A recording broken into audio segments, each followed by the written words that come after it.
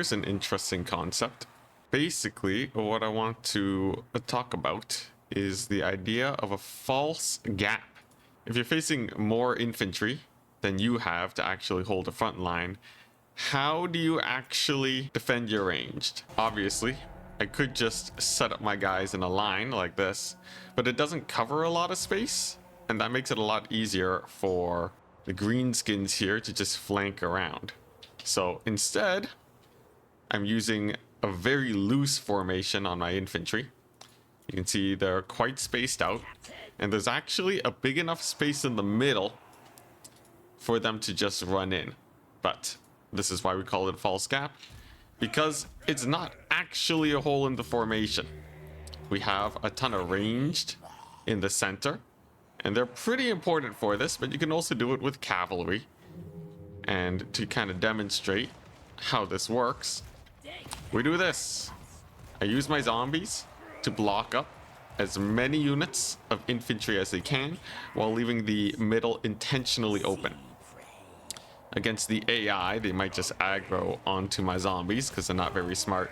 But in multiplayer, even if they do rush in with a couple units, you can see how quickly they actually die here. This one unit of orc boys is not doing super well, and we can focus fire them like this to just get them completely out of the battlefield.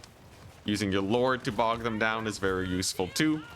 And of course, having magic or bringing in some cavalry means that, yeah, your infantry are actually way more safe than you'd think. It's also pretty nice for line of sight.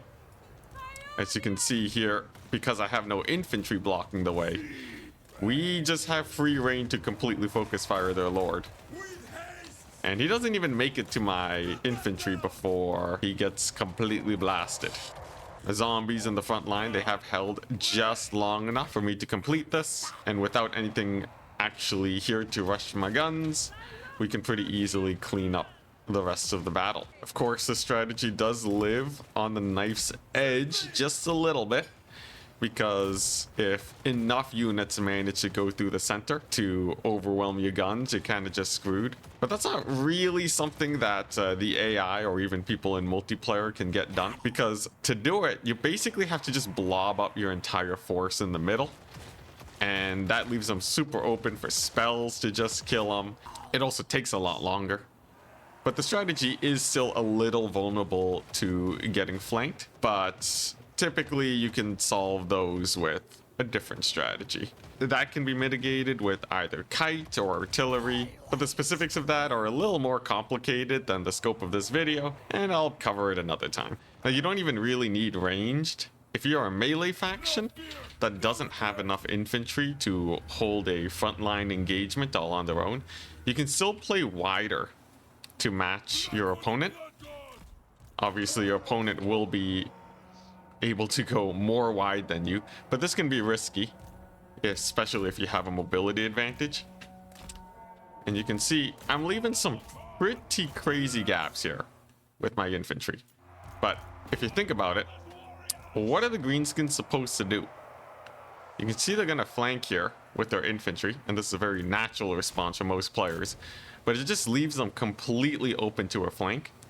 And it's not like they can get a full surround here either. The infantry are just a little too slow. So really, you want to employ this strategy if your opponent has an overwhelming amount of infantry, and you either have a ranged or mobility advantage while they're rushing into you. And of course, it's not always useful in every situation. For example, if you're not worried about being flanked and you just want to hold for as long as possible, sometimes it helps to just have your infantry all grouped together like this, and you can leave your mobility very far back. But as you can see, that can also lead to issues.